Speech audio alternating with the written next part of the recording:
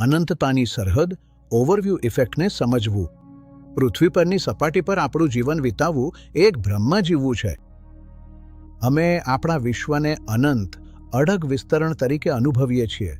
માનવ ઇતિહાસ, સંઘર્ષ અને વિજયનું અવિનાશી રંગમંચ. પરંતુ આ દૃષ્ટિકોણ આપણા બંધનનું લક્ષણ છે? 1970માં અંતરિક્ષ તત્વજ્ઞાની ફ્રેન્ક વ્હાઇટે એ ઊંડા માનસિક અને જ્ઞાનાત્મક પરિવર્તનને નામ આપ્યું હતું, જેનો અનુભવ તેઓ કરે છે જેઓ આ બંધનમાંથી આખરે મુક્ત થાય છે. તેને તેણે ઓવરવ્યૂ ઇફેક્ટ નામ આપ્યું. આ માત્ર સુંદર દ્રશ્ય પર લાગતી ભાવનાત્મક પ્રતિક્રિયા નથી કે માત્ર ક્ષણિક આશ્ચર્ય પણ નથી. આ એક અચાનક અપરિવર્તનીય જ્ઞાનાત્મક પરિવર્તન છે. આ એ ઉગ્ર અને ઝટકો આપતી સમજ છે કે જે કંઈ પણ આપણે ક્યારે જાણ્યું છે, દરેક યુદ્ધ જે ક્યારે લડાયું છે અને દરેક જીવન જે ક્યારે જીવાયું છે, તે બધું એક જ ભયાનક રીતે નાજુક પર્યાવરણમાં અસ્તિત્વ ધરાવે છે, જે દુશ્મનાવહ અને નિર્દય શૂન્યમાં નિરાધાર લટકેલું છે. અનંતતાની સરહદ પરથી દુનિયા બદલાઈ જાય છે, અને બદલામાં તે આપણને હંમેશા માટે બદલી નાખે છે. પૃથ્વી પરથી આપણે આપણા અસ્તિત્વને કૃત્રિમ વિભાજન દ્વારા ગોઠવીએ છીએ. આપણે નકશા ઉપર રેખાઓ દોરીએ છીએ, દિવાલો બાંધીએ છીએ અને જમીનના ટુકડા ઉપર સ્વાયત્તતા જાહેર કરીએ છીએ. છતાં જેમ જેમ બ્રહ્માંડનું ભૌતિક પ્રમાણ વધે છે, આ સીમાઓ અપ્રાસંગિક બનીને ઓગળી જાય છે. 400 કિલોમીટર ઊંચાઈએ રાષ્ટ્રીય સીમાઓ સંપૂર્ણપણે અદૃશ્ય થઈ જાય છે. તેની જગ્યાએ આપણા જીવંત ગ્રહની અસલી ગતિશીલ પ્રણાલીઓ આવે છે. મહાસાગર પ્રવાહોની વિશાળ ગતિ, ચક્રવાતી હવામાનના ઘુમરાતા આકાર અને આખા ખંડોમાંથી પસાર થતી ધૂળની ભવ્ય યાત્રા. આ દૃષ્ટિકોણથી આપણા નાજુકપણાની ભૌતિકશાસ્ત્ર સ્પષ્ટ રીતે દેખાય છે. ગ્રહના કિનારે ધ્યાનથી જુઓ. સૂર્યની ઘાતક કિરણો અને બ્રહ્માંડની ખાલી જગ્યા સામે જમીન પરના તમામ જીવવિજ્ઞાનને શું સુરક્ષિત રાખે છે? તે છે એક અશક્ય રીતે પાતળી, તેજસ્વી નીલી પટ્ટી, વાતાવરણ. એક ખગોળ ભૌતિકશાસ્ત્રી માટે આ એક ભયજનક અનુભૂતિ છે. જો તમે પૃથ્વીને એક સફરજનના કદ જેટલી નાની કરો, તો આ મહત્વપૂર્ણ ઢાળ જે ટ્રોપોસ્ફિયર અને સ્ટ્રેટોસ્ફિયર ધરાવે છે, તે સફરજનની છાલ કરતાં પણ પાતળી છે. આ એક નાજુક પયું છે. આની બહાર ખાલીપો છે.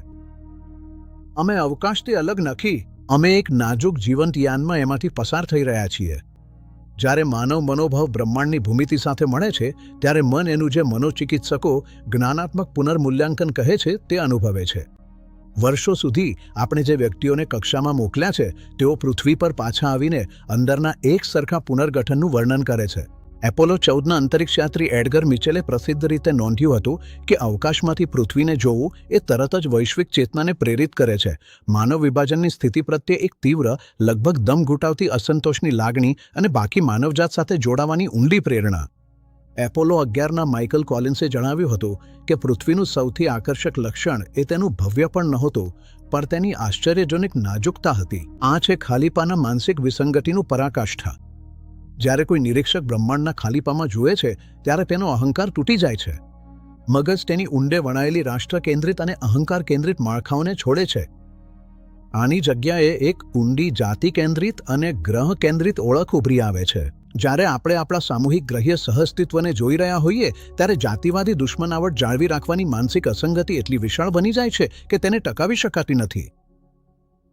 પૃથ્વીને બહારથી જોવું એ સમજવું છે કે આપણું અસ્તિત્વ માત્ર ત્યારે જ ટકી શકે છે જ્યારે આપણે પોતાને વિરોધી જૂથો તરીકે નહીં, પણ એકમાત્ર જોડાયેલા જૈવિક પરિઘટના તરીકે ઓળખીએ. બ્રહ્માંડમાં આપણું સ્થાન સંપૂર્ણ રીતે સમજવા માટે આપણે હજુ વધુ દૂરથી જોવું પડશે. ફેબ્રુઆરી 1990માં ખગોળશાસ્ત્રી કાર્લ સેગનના વિનંતી પર વોયેજર 1 અંતરિક્ષયાને 6 બિલિયન કિલોમીટરથી વધુ દૂરથી તેના જન્મસ્થાન તરફ કેમેરો ફેરવ્યો હતો. આ તસવીરે આપણા અસ્તિત્વનું અંતિમ સત્ય, પેલ બ્લુ ડોટ, કેદ કર્યું. સૂર્યકિરણમાં ઝૂલતા પ્રકાશના એ એક પિક્સલ પર દરેક માનવજીવે જે ક્યારે જન્મ્યા હતા, પોતાનું જીવન જીવ્યું. દરેક સામ્રાજ્ય, દરેક ધાર્મિક યુદ્ધ, દરેક વૈજ્ઞાનિક શોધ અને દરેક દિલ તોડી નાખતી દુઃખદ ઘટના એ ધૂળના કણ પર જ બની હતી. આ તસવીર આપણા બ્રહ્માંડમાં એકલતાની ભયાનક હકીકતને વધુ સ્પષ્ટ કરે છે. આપણે વિશાળ ભૌતિક અપ્રમુખતામાં આપણે ગંભીર સત્યનો સામનો કરીએ છીએ. કોઈ પુરાવો નથી કે આપણને આપણા જ વિનાશક વૃત્તિઓથી બચાવવા માટે ક્યાંકથી મદદ આવશે. આપણી પૃથ્વી એ વિશાળ અંધકારમય બ્રહ્માંડના મહાસાગરમાં એક એકલું ટાપુ છે. છતાં આ સમજ આપણું મૂલ્ય ઓછું કરતી નથી. ઉલટું તે આપણું ચેતન વધારશે છે. અમે દુર્લભ સ્થાનિક પોકેટ છીએ જેને બ્રહ્માંડ તરફ પાછું જોઈ શકે એવી ક્ષમતા વિકસાવી છે, તેની ઉંમર માપી શકે છે અને તેના અર્થ પર વિચાર કરી શકે છે. ઓવરવ્યૂ ઇફેક્ટ આપણને શીખવે છે કે જ્યારે આપણો ભૌતિક ફૂટપ્રિન્ટ અતિ સૂક્ષ્મ છે, ત્યારે બ્રહ્માંડની જાગૃતિ માટેની આપણી ક્ષમતા અપરિમિત છે. જ્યારે થોડાક લોકો જેઓ ઊંડા શૂન્યમાં પ્રવાસે ગયા છે, અંતે પૃથ્વીની સપાટી પર પાછા આવે છે, ત્યારે તેઓ મૂળભૂત રીતે બદલાઈ જાય છે. તેઓ માત્ર પાયલટ્સ કે વૈજ્ઞાનિક તરીકે પાછા આવતા નથી. તેઓ માનવતાવાદી, પર્યાવરણના સંરક્ષક અને તત્વજ્ઞાની તરીકે પાછા આવે છે. પૃથ્વીને એક એકીકૃત જીવરૂપે જોયા પછી તેઓ પોતાનું બાકીનું જીવન એ એકતાને દુનિયાને સમજાવવા માટે વિતાવે છે, જે વિભાજનથી વિખૂટાઈ ગઈ છે. પરંતુ ઓવરવ્યૂ ઇફેક્ટનો અંતિમ પાઠ એ છે કે અવકાશ યાત્રા આ પરિવર્તન માટે આવશ્યક નથી. આપણે આપણી દ્રષ્ટિ બદલવા માટે રોકેટ બનાવવાની કે કાર્મન રેખા પાર કરવાની જરૂર નથી. આપણે માત્ર આપણી હાલની સ્થિતિની તથ્ય આધારિત વાસ્તવિકતા તરફ આંખો ખોલવાની જરૂર છે. અમે કોઈ નિષ્ક્રિય દર્શક નથી કે જે સ્થિર મંચ પર ઊભા છીએ. આ જ ક્ષણે આપણે સૌ એક અદ્ભુત, સ્વયંપોષિત જીવન આધાર પ્રણાલી પર શાંત અને ઠંડા બ્રહ્માંડમાં અવિશ્વસનીય ઝડપે સાથે મુસાફરી કરી રહ્યા છીએ. આ યાનમાં કોઈ મુસાફરો નથી.